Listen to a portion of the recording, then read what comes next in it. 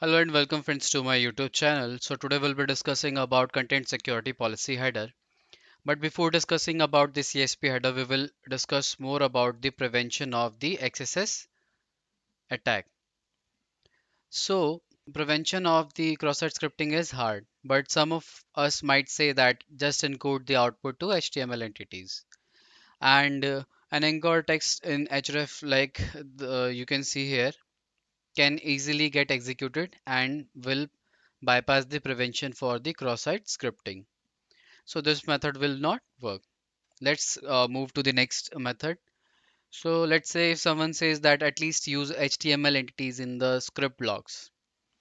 So the problem is in this case that the single quote before the alert is not taken into consideration, and it can easily get executed and bypass the cross-site and will do the cross-site scripting into the browser. So this method won't work again.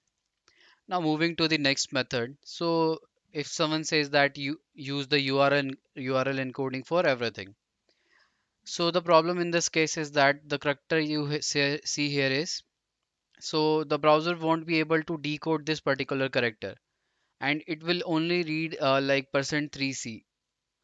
So all these methods won't work, and somehow they may leave a loophole which will cause cross-site scripting. And if you think that you can block all the dangerous keywords, so this is not a good option. Now now you know that all, so that there is no cross-site scripting on your website, you are sure about that, but there's some mistakes that can happen. So you can try to consistently apply your knowledge. What you can do here is you can encode every bit of user controllable output, and also you can sanitize your data depending on the context. But the main problem here is that you must be aware of every single pitfall in your programming language, and also you must be aware of obscure edge cases, and you must never forget to apply your sanitization function, as well as you must apply, or you must not forget to pass the required parameters. Example, to encode single quotes 2. If you forget it just once in 1,000 times, you will end up having an XSS vulnerability. So if you are thinking that this vulnerability do not occur in like big companies like Google, Microsoft, Twitter, and in all, then you are wrong, because they receives report about XSS vulnerability on a regular basis. Even if they spend a lot of amount on their security, they still get the cross-site scripting vulnerability on a regular basis on their websites. So this is some kind of attack which we cannot mitigate 100%, but we can do our best to mitigate it. So in order to add a layer of security to the cross-site scripting attack, we use the content security policy header, and it also prevent the data injection attacks that can happen to a particular website. So basically, this is added to the response response of the particular application. So you can also say that an HTTP response header called content security policy. Now, in the content security policy header, you will see directives, and each directive will have their source expressions.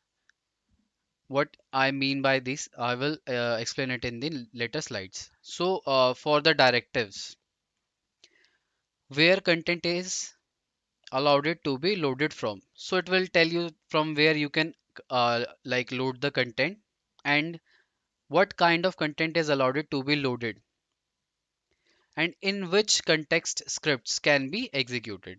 So for the directive, we have to make sure that we remember these 3 points. And for the source expressions, first is none, second is self, and third is example.com. So when you set the source expression to none, it's not allowed it to load any resource. It will not load any resource into your application. When you set it to self, it will only load the content from the same origin. And in the third case, when you set a particular define a resource like a origin or a domain, a particular domain like https example.com, then it will only allow the content or data from the resources from the example.com.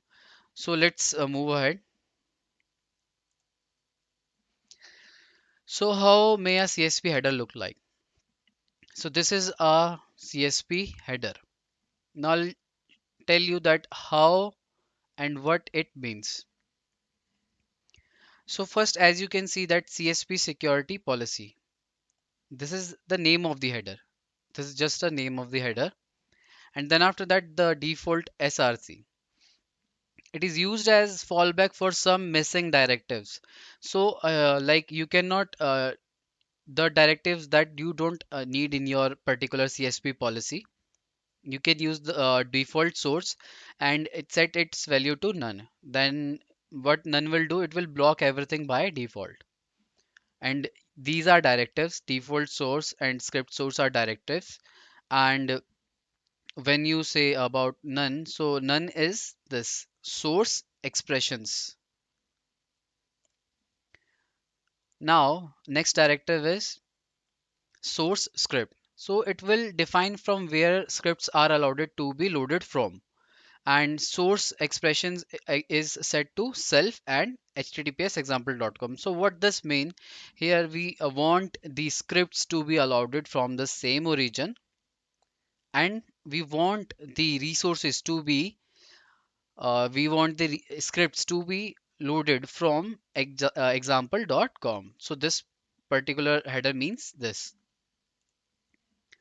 Now in your particular header, you can add these directives, which are image source, style source, media source, frame source, connect source, front source, object source, default source.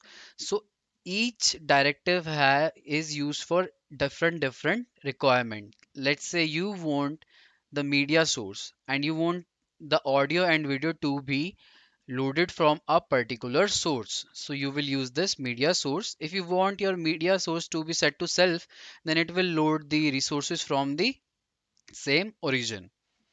Same goes for the front source, and each directive you can define their uh, particular like expressions. So let's move ahead and let's see. So in this example, what we see here is that content security policy, the first default source is set to self. Let's in this case, what here happens here is the directives that are not defined into this particular policy are by default set to self, that the resources are taken from the self.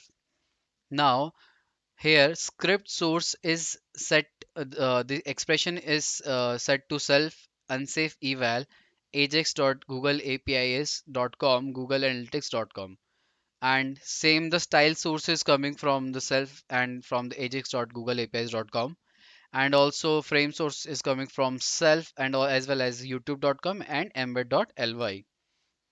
So how does this prevent cross-site scripting? So basically what this particular header do here is it do the whitelisting of the origins and the context.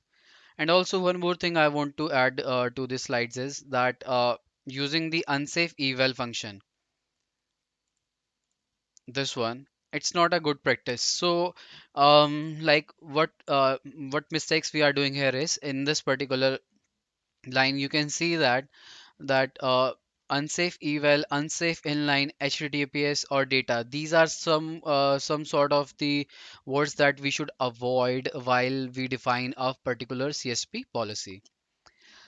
So hope you enjoyed the video and I was able to clear your points or doubts. So thank you for watching my video and don't forget to like, share, subscribe the channel. Thank you so much.